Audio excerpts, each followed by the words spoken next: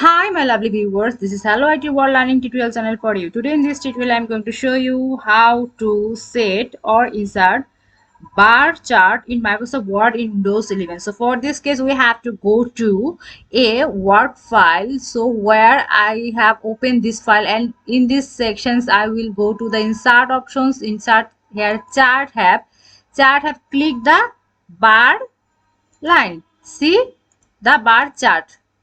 So if we here lots of bar sections are present here, 3D clustered bar, 3D 100% stake bar, lots of things here. So first one we'll click here and take this, and by default the table has been created.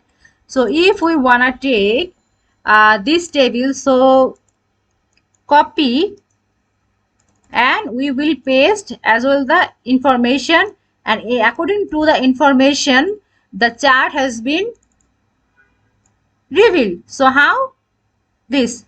So category 1, series 1, it is the blue sections, it is series 1 here, the blue side.